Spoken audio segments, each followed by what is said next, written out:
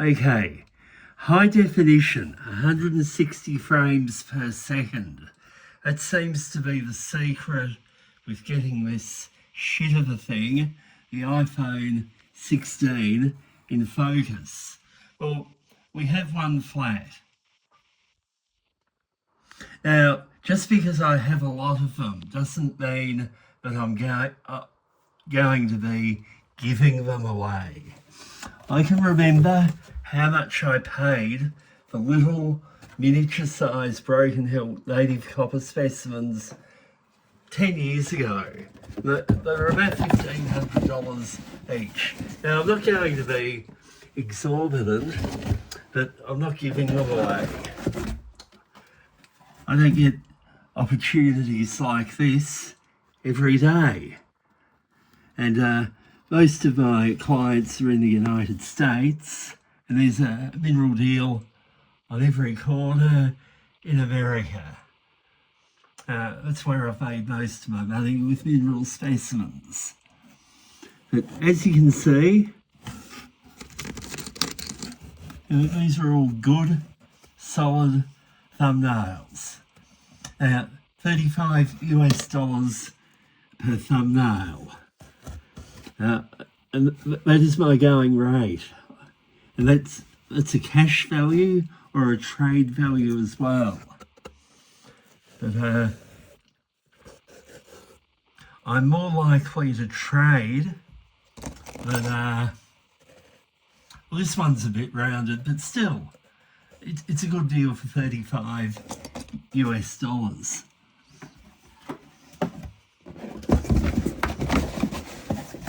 So that's flat 2.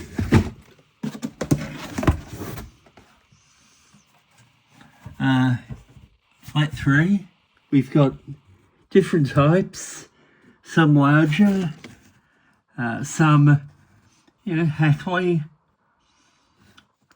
something like that. That'd be more like $15 US. That'd be about probably 10. But this one here, probably about 5.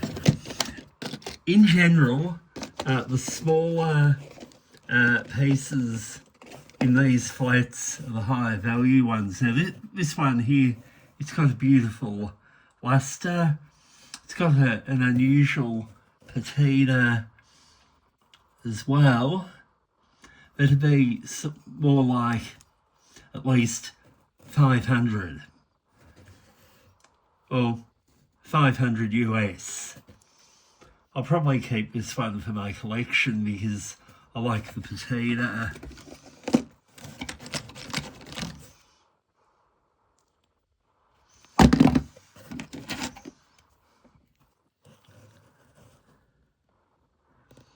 It'd be sort of more like 20. See, in general, the smaller pieces are higher value. Probably 5 for that one. I'm just quoting a few prices just to give a better feel for my pricing system. It'll be about 10. See, this one has a few scuff marks on it. Some of the patina is original though.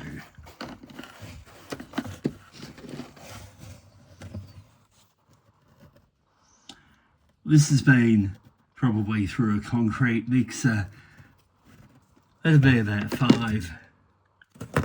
So you can see that there is a wide range of prices. See, this is a bit rounded, but that'd be 35.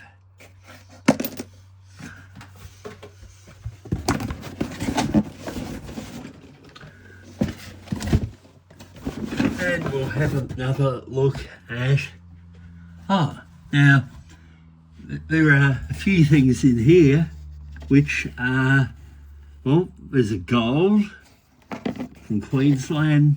There's an arsenopyrite from Penascara.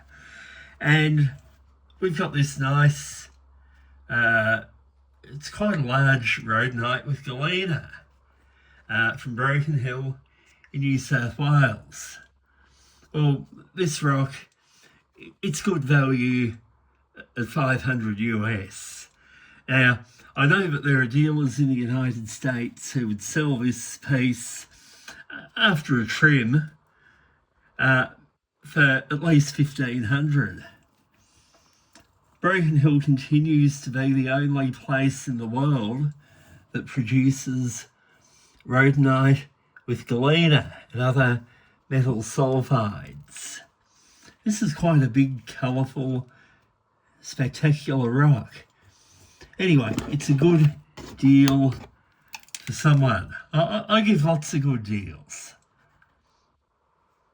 Another rhodonite. Let's see what else we've got here.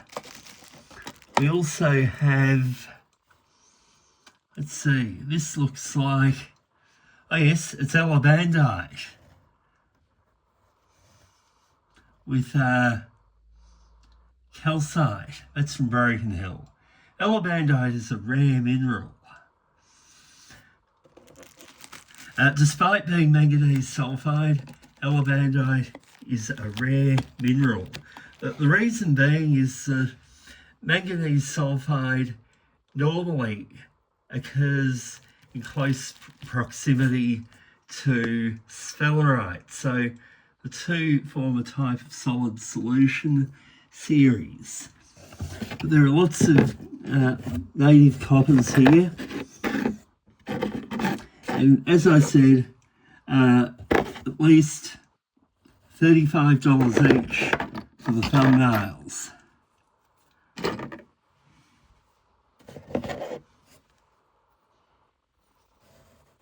Oh, it's a larger one, but it's rounded.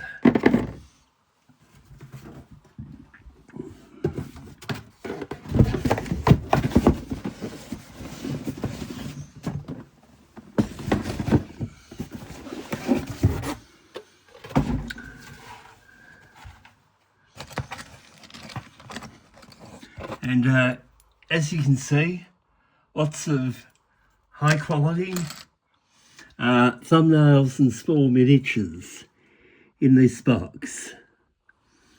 Now, I can have a one-on-one selling session.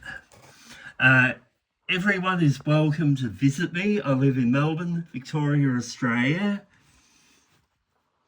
You're welcome to initiate trade proposals. Now, my favourite mineral species is azurite. I like azurite, malachite, dioptase, chrysocolla, but also dioptase, cornatite, shattuckite, shattuckite with malachite. I like primary malachite. Now, other copper-bearing minerals that I would love to add to my collection include some of the copper-bearing arsenate species from Cornwall in England. Like, I'd like to own high-quality specimens of lauroconite, pharbacosiderite, kleiner clays from Wilgorland. I've got some kleiner clays from Majuba Hill in my collection. But any colourful copper-bearing mineral. I also like the copper sulfides as well, particularly crystallised bornite. I have got bornite specimens in my collection, but I would like to have a very high quality bornite from Heretsford Mine in Cornwall. I would also like to own a very high quality bornite from Yeo Gan Shan in Yunnan province, which produce some of the world's greatest bornite. Also, I'd like to own a great borderite from France. In Horhausen, in Germany, that's another great borderite producing locality.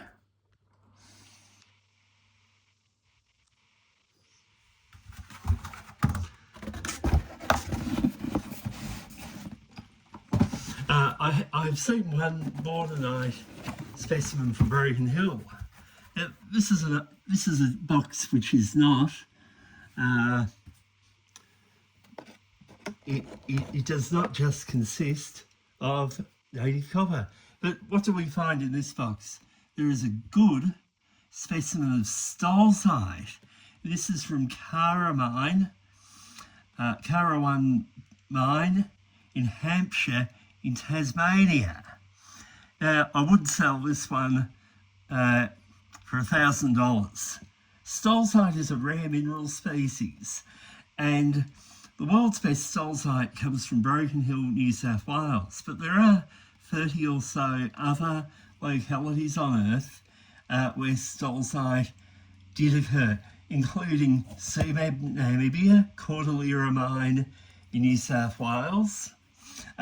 There's a locality in France which produced stolzite with sericite 6 links. The Fat Jack Mine in Arizona is also a stolzite locality.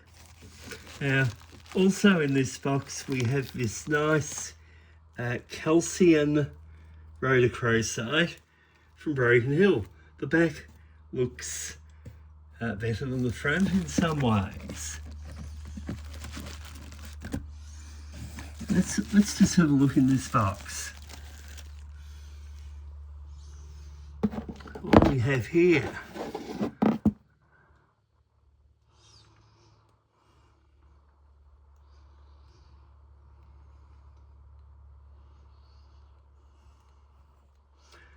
Could be bustamite. Bustamite is a primary mineral. It's found with other manganese-bearing silicate species.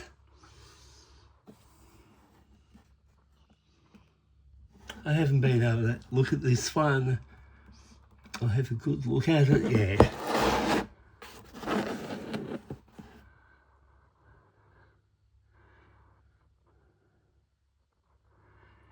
It could be bustamite. Well, interestingly, it has a galena-rich matrix.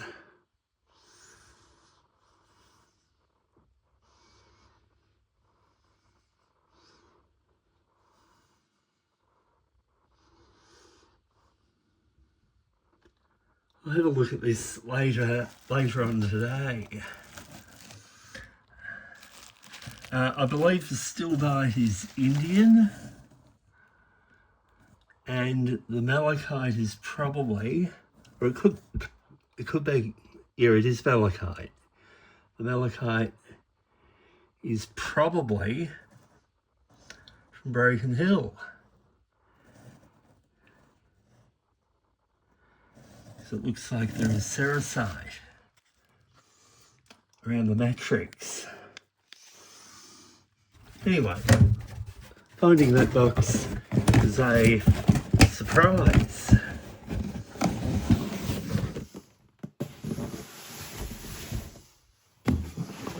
Now, let's see what else is in. Yes, more. We have more.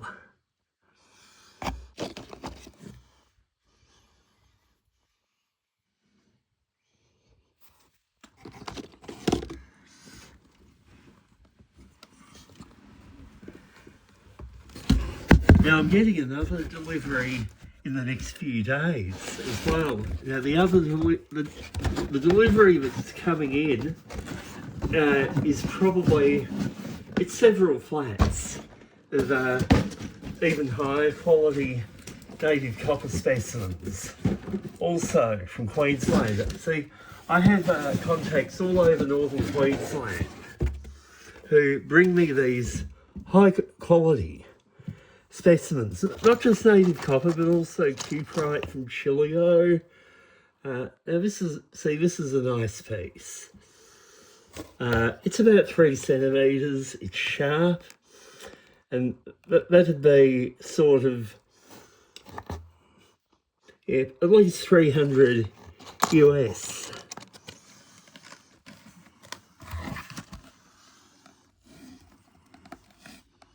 Now, it isn't just northern Queensland where I'm always sourcing mineral specimens. I source mineral specimens from all over the world, and I've travelled all over the world. In fact, before I became famous, I used to travel for 6 months of every year to southern and central Africa, to the United States, to China, to Indonesia.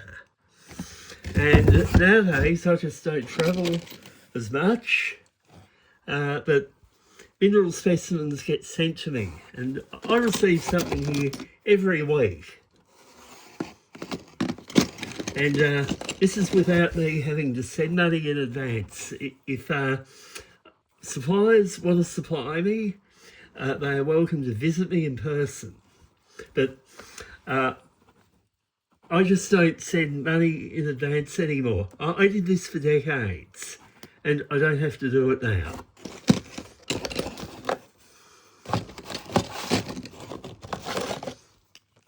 So I've done it for decades, and these upstarts who come along and who think, who cannot be bothered doing their literature research, and who expect me to send them thousands of dollars, well, they're asking too much, because nobody did this for me when I was in the formative stages of my career.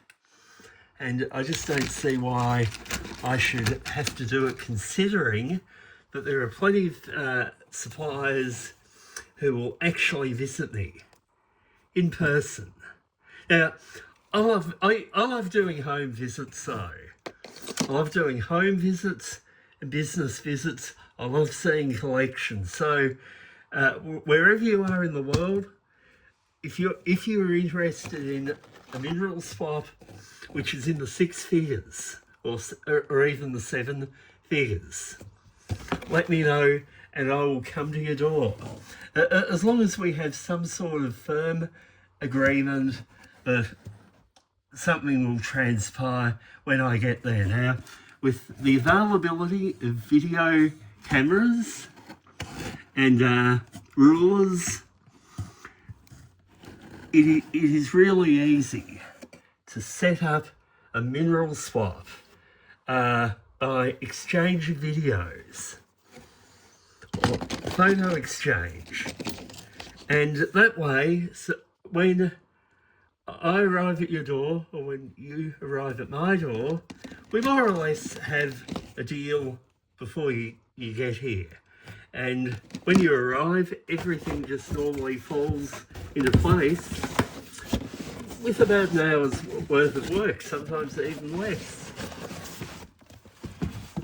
The main reason why you've got to come along in person is because it is much safer carrying mineral specimens on a plane than what it is to send them through the mail and insure them.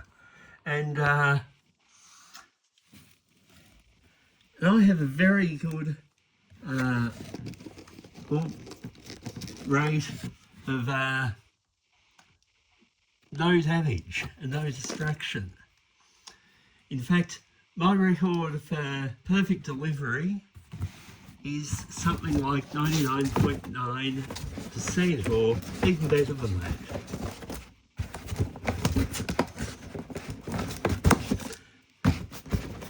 Now let's see what else we've got in these last 2 boxes.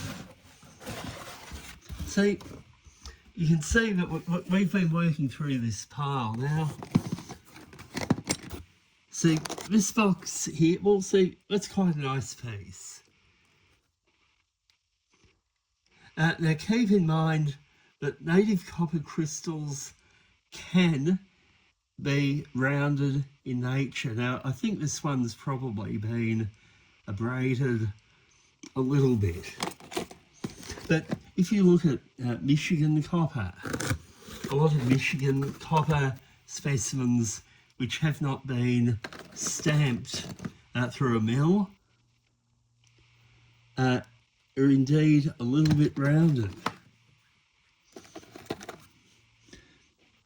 But see, this one here, because there's a bit of rounding, it's sort of more like $15.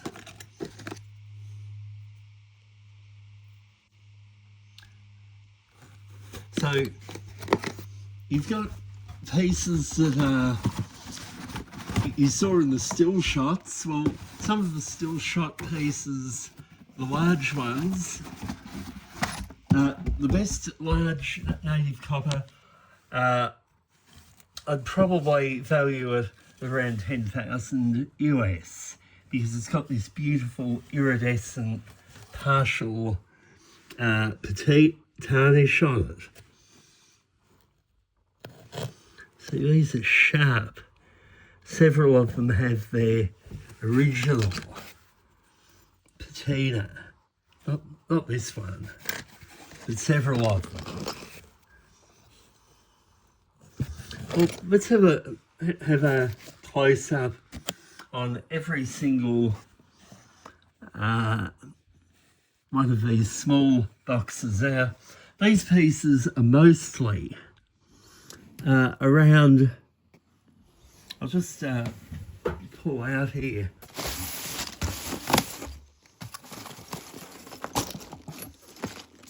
So we can get a good view on each of these little boxes. Now, the square boxes are approximately, let's see, they're about 4.5 centimetres on edge.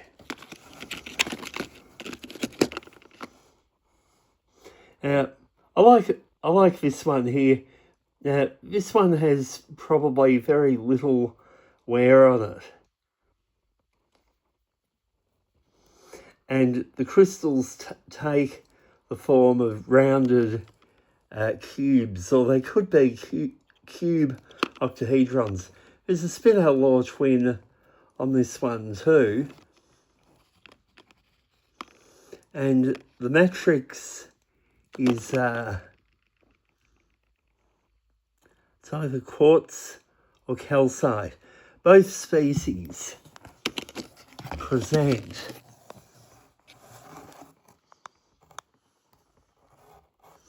it's sharp.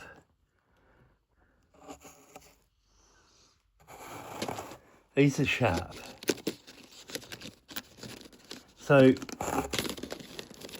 these three pieces I would sell for $100. Now, again, this isn't a hard sell. It's only to give a better sense of my pricing system.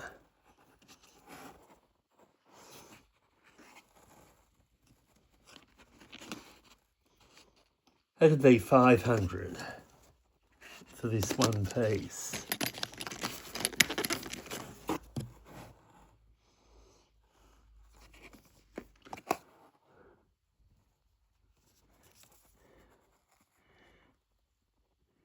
It's a bit rounded, possibly. Let it be 100.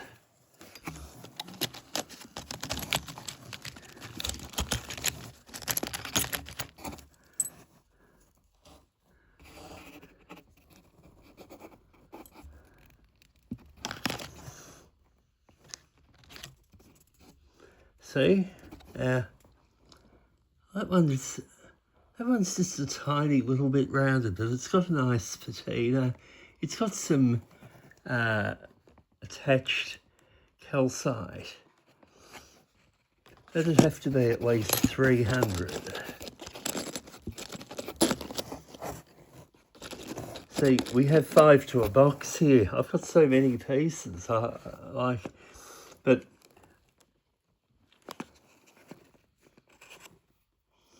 see, better be 300.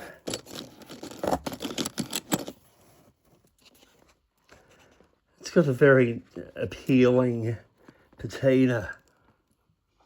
Yeah, that one there, that'd have to be close to 1,000. The patina, the sharpness.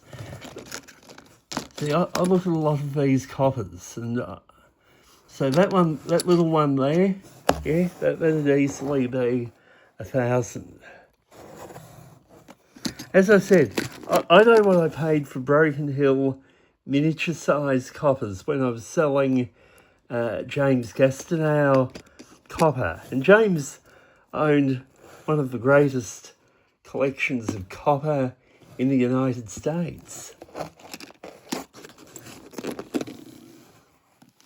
And he was very generous to me with his time and resources and telephone budget in the early 90s when he was educating me about copper and the US market for mineral specimens in general. Now, this is a rare matrix piece.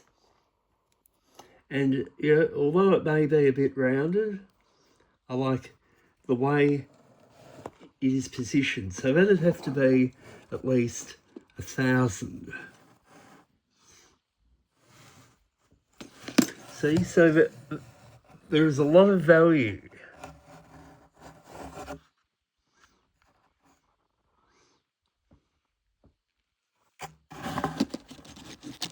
I love copper too. James Gastineau made me a copper addict. But well, not just copper. I love azurite, malachite, chrysocolla, dioptase, shattuckite, cornatite, conolite, leuroconite, pharmacosiderite, clinoclase. Now, cupro squathouse, of course, is a copper mineral too. It is a copper and uranium silicate-bearing species.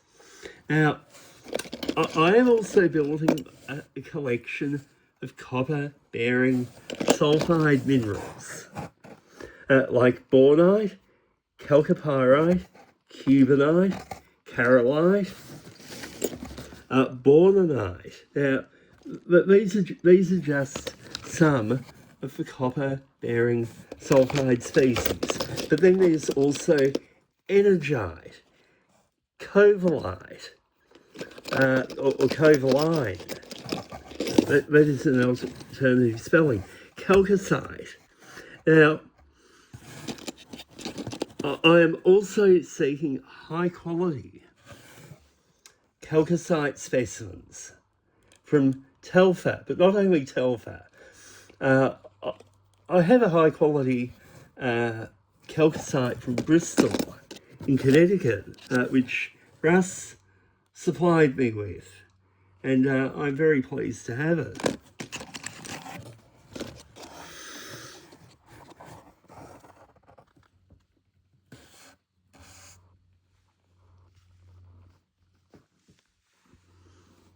So I'm just whizzing through this box of native copper specimens.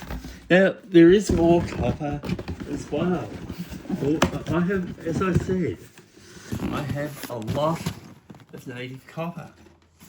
And so much copper, I have copper specimens arranged on the floor of my mineral room.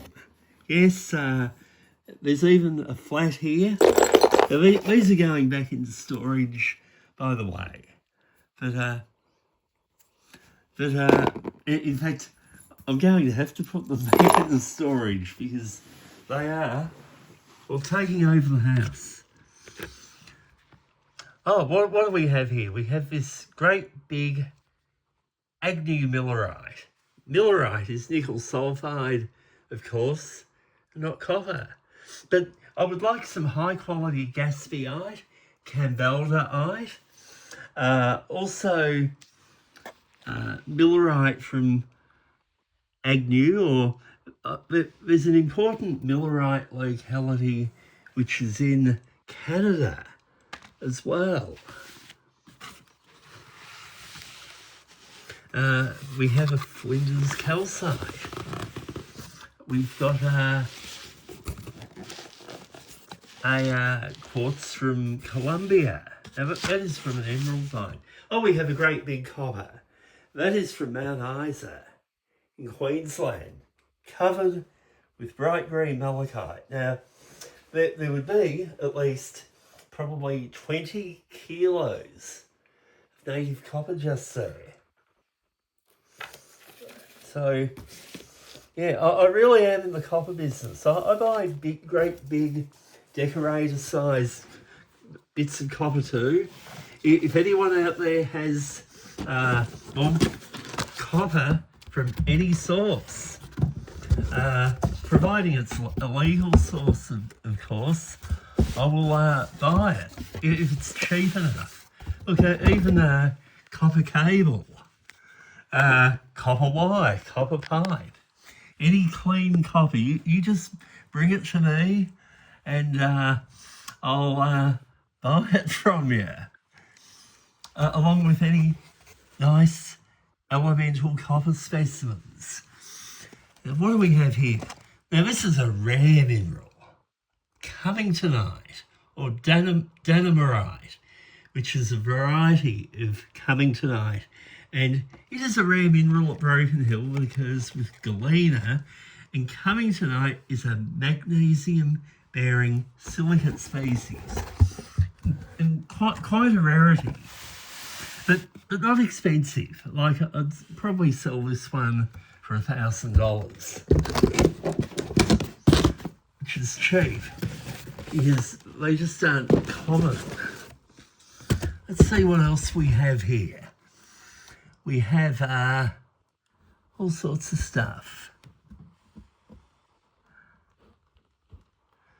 Some of it is copper, but there are nice, oh, look at this. There's even a specimen of Zinkian olivenite, and this is from Sir Dominic Mine, Arkaroola. Now, I have several olivenite specimens from Sumeb, but I would like to get a high-quality olivenite specimen from Milpillis, because Milpillis produced the world's best azurite, the world's best malachite after azurite, the world's best brockentite, also the world's best volborthite, but also very fine cuprite specimens.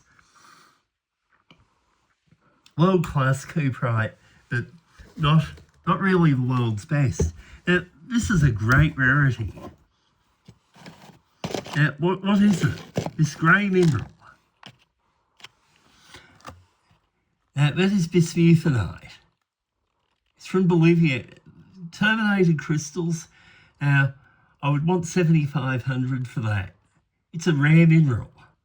And this is what I've sold Bickerton, Queensland bismuthinite at. Now, I just think that this copper, this is also from Rocklands Mine, but you can see that the crystals are rounded, but not by a rock tumbling machine. So this is an important specimen. Now, this one here, I'd need $1,500 to part with it. It's US, because it is a specimen that answers a question. And this obviously has not been through a tumbler. And examination under a stereo microscope would prove this. But there are also probably more other types of microscopy studies that would show that the surface on those crystals is not as a result of abrasion.